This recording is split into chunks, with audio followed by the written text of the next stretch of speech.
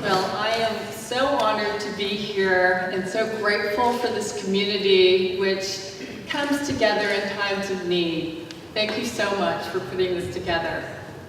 This poem is called Okasan. It is a poem that's in the voice of my mother, Claire, who was a painter, and her mother, my grandmother, Okasan.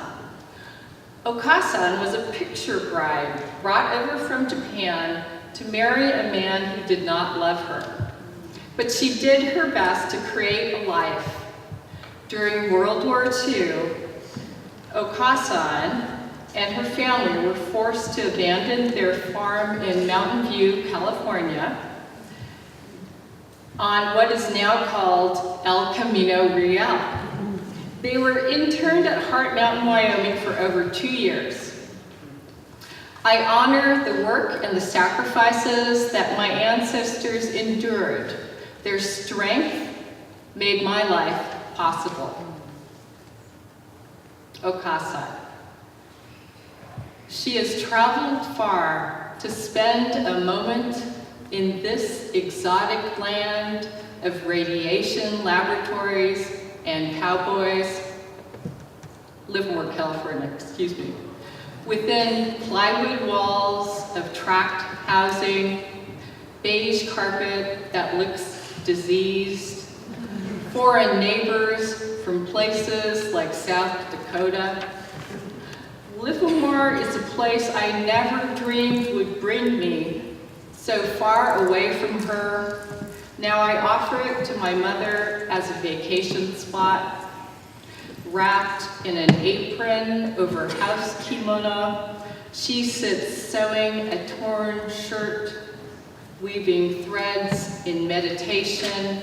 I have painted her face with a touch of ochre, deep lines carved like wood block, lavender clothing against a celadon wall, kneeling on a persimmon pillow.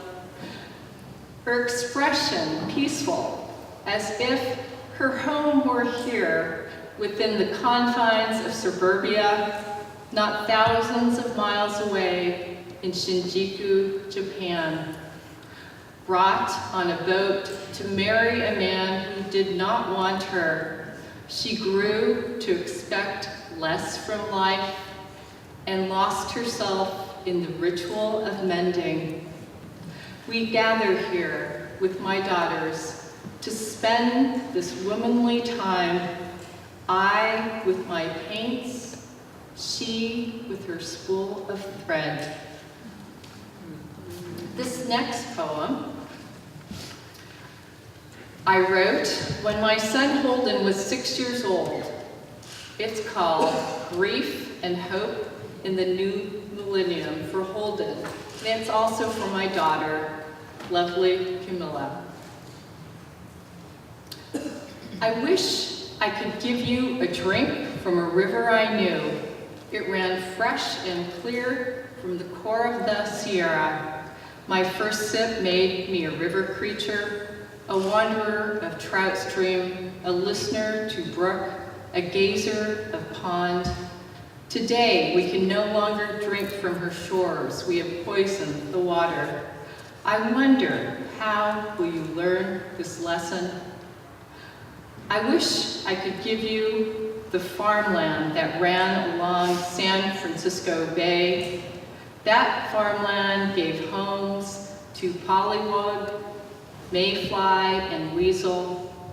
It was this land that beckoned me to follow nature. This land inspired me to wonder, now that it is gone, how will you learn this lesson? I wish I could give you a walk in the wild hills of my childhood, where I hid from judgment and decoded the sound of cricket. Those hills gave me comfort in the shelter of tall grass that held me, in the hum of bumblebee, in unmeasured time when my soul took flight. Now the hills have been caged behind a giant gate and flooded with houses. How will will you learn this lesson?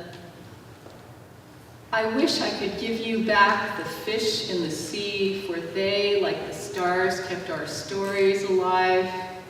I watched steelhead run from salt to fresh water high in the mountains. Their bodies became crimson miracles that felt the pull of the moon. Their internal compasses pointed them away from the tide towards the alluring scent of home stream. Their journey gave me purpose. They taught me how all of life is a cycle. How will you learn this lesson? I wish I could give you the knowledge to clean rivers, a way to unpave farmland, the desire to let the hills remain wild, the wisdom to take only what you need. But these are only wishes. What I can give you is the gift of life, and hope you will listen to my teachers, the mountain, the water, the hills and creatures. Only then will you learn these lessons. Thank you so much.